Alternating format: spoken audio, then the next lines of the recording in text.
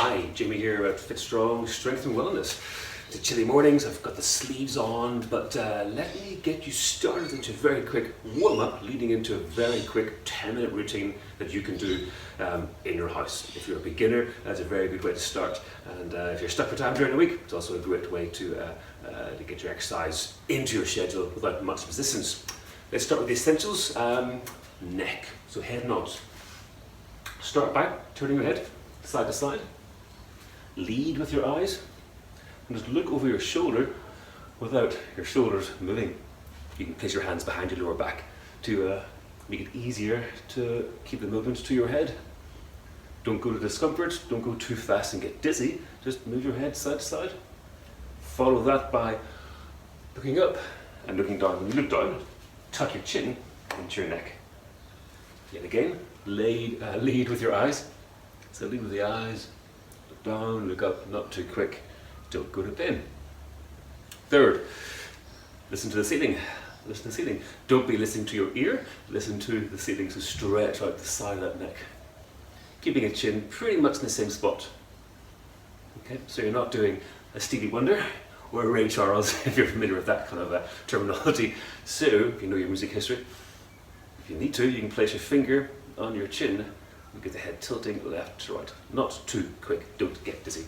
Let's work downhill onto the shoulders. Keep it simple. An exercise called swimming and land. I will do it from the side. Pulling my elbows back and my hands back, squeezing shoulder blades together, and then flick the hands forward. So pull, flick. You might feel a little stretch across the front of the shoulders. So I'm pulling back, much like I'm swimming backwards in a pull. And going forward then, much more like a breaststroke when you're swimming.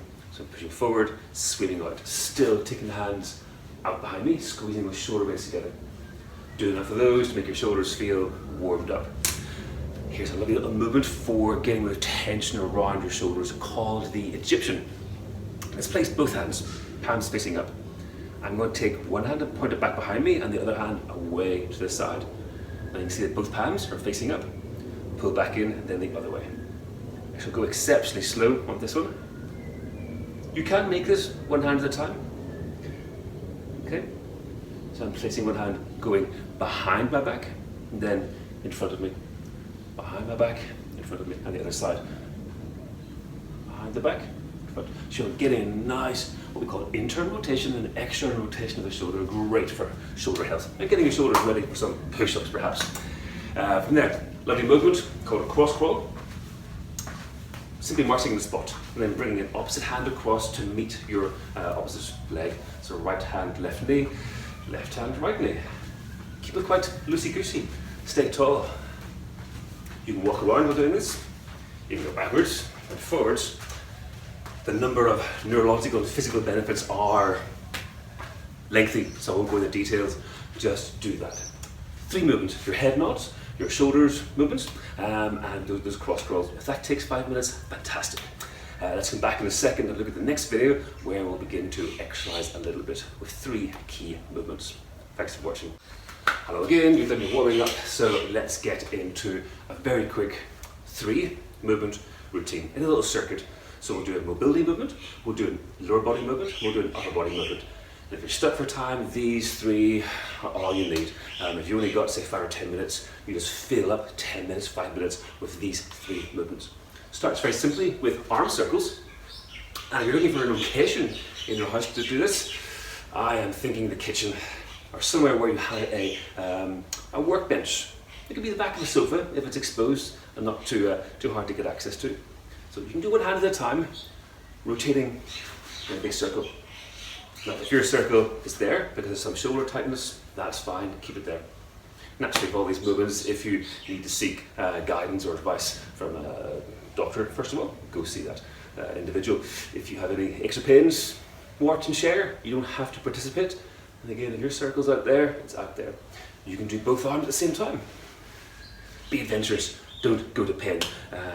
Number 2, squats. So stand upright, keep your feet shoulder width apart, roughly. And imagine to seat down behind you. You can, of course, put a seat behind you, so we'll do it in a second. Take your knees out to the side and sit down to that invisible chair or actual chair. You can keep your hands on your shoulders to keep the elbows quite high. Look at how it's my elbows high, my back stays flat. If my elbows are low, my back rounds. For the most part, you want to keep your back flat. So if you need to use a bench or a seat or a stool, you can use your stool. You strap over to sit in front of it, sit down, rest, push into the floor, brace your midsection, and come back up. So you can make your squat a semi-abdominal exercise. That's a lower body move. Upper body, let's take a push-up. Let's imagine, if you will, this bar, this rack, you just about to see it back here, is your kitchen worktop. On the back of the sofa, dining room table, if it's stable, make sure the floor is dry and not slippy. Hands roughly shoulder width apart. Keep those elbows tucked in as you lower down until your elbows are next to your ribs. Push the bench or the worktop, whatever your hands on, push away. Keep a good grip. When you're doing pushing movements, keep the chin tucked in. So if I'm doing a push, keep the chin tucked in, keeping those elbows close to my sides. Preferably not out here, because that puts a lot more stress in the shoulder joints. We want to keep the arms from here to here. Less up here, more around there. That's enough flapping. Repetitions. The goal of my training is not to flog people or to punish people. You take each exercise to a level of exertion you would consider 7 out of 10. You know you could do more, okay? So you stop your set of exercises or repetitions when you feel you could do 2 or 3 more or more until it feels a little bit uncomfortable. And then you go back and repeat. So squats, push-ups, arm circles again, forward or backwards just to loosen things off. If you need to go back and repeat that cross crawl to keep the hips loosened up in between squats, do that.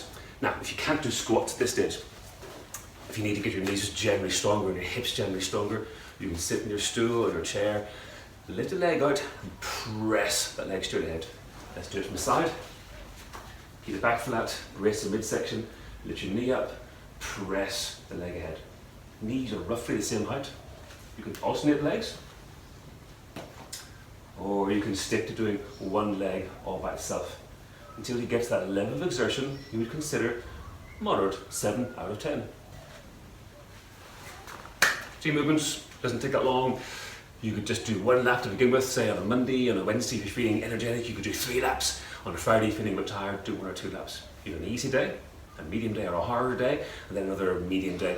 Every day does not need to be hard. You just turn up, here's your kitchen, here's your living room, or here, come visit me and I'll take you through a routine, and just practice those 3 movements. Any questions, please feel free to ask, just comment below. Thanks for watching, enjoy your day.